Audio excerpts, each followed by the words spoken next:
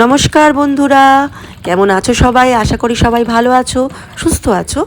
আমি রিয়া তোমাদের সামনে নিয়ে এসেছি একটা নতুন রেসিপি ভিডিও নিয়ে। আমি বানাচ্ছিলাম আজকে চিকেন তাহেরি।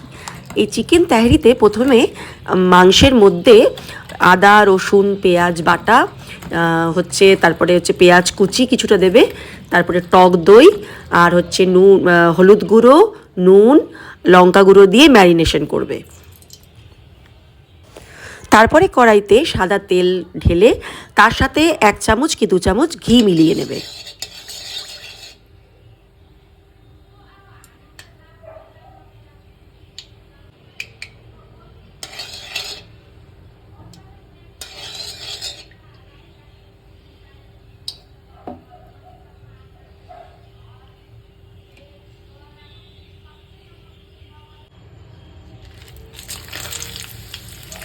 তেলটা পুরোপুরি গরম হয়ে গেলে তাতে গোটা শুকনো লঙ্কা, তেজপাতা এবং গোটা গরম মশলা, এলাচ, লবঙ্গ এবং দারচিনি আর বড় এলাচের টুকরো দিতে পারো, সেটা অ্যাড করবে। তারপরে কিছুটা পেঁয়াজ কুচি করে রাখবে সাইডে, সে পেঁয়াজ কুচিগুলোকে অ্যাড করে দেবে। এবং চিকেন তাহেরিতে আমরা আলু, গাজর, নানান রকম সিজনাল ভেজিটেবলস অ্যাড করতে পারি, যার যেমন ভালো লাগে সেটা অ্যাড করে একটু ফ্রাই করে নেবে।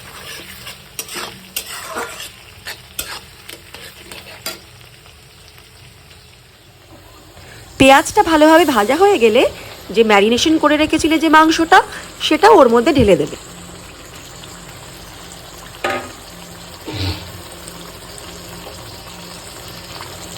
তারপরে ভালোভাবে নাড়াচাড়া করে নেবে। নাড়াচাড়া করা পুরো করতে থাকবে যতক্ষণ না অবধি মশলাগুলো ভালোভাবে কুক হয়ে যায় এবং মশলা থেকে নিজস্ব তেলটা ছেড়ে আসে।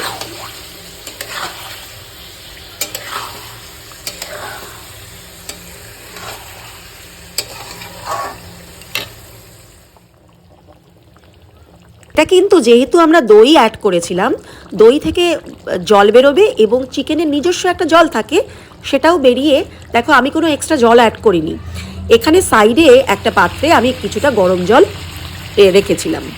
আমি গোবিন্দভোগ চাল 1 থেকে 1.5 ঘন্টা আগে থেকে ভিজিয়ে রেখেছিলাম, সেটাকে জল ঝরিয়ে নিয়েছি। নিয়ে সেই চালটা যখন পুরো মাংসটা কুক হয়ে যাবে এবং মাংস থেকে পুরো তেল বেরিয়ে যাবে, তখন সেই চালটা ওর মধ্যে অ্যাড করতে সাথে নাড়াচাড়া করবে চাল এবং মাংস সহকারে।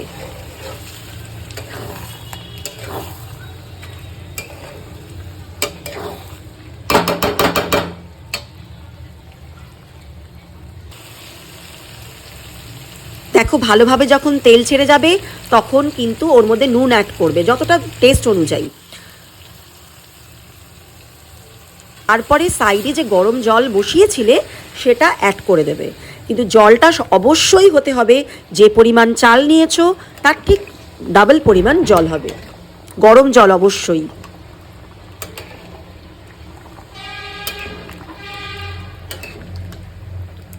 কয়েকটা কাঁচা লঙ্কা চিড়ে ওর মধ্যে দিয়ে দেবে এবং তারপরে কিছু একটা দিয়ে চাপা দিয়ে দেবে যতক্ষণ না অবধি চালটা ভালো করে সেদ্ধ হয়ে যায়।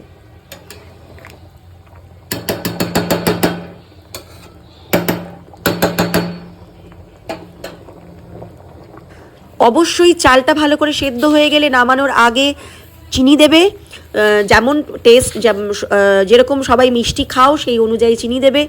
তারপরে একটুখানি সামান্য ঘি দেবে, ঘি দিয়ে আর একটু স্ট্যান্ডিং টাইম দেবে ঢাকা দিয়ে।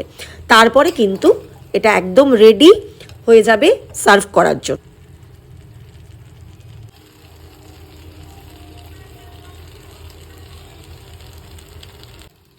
দেখো আমার চিকেন তাহেরি একদম রেডি, তোমরাও কিন্তু বানিয়ে দেখো, খুব ভালো হয় খেতে।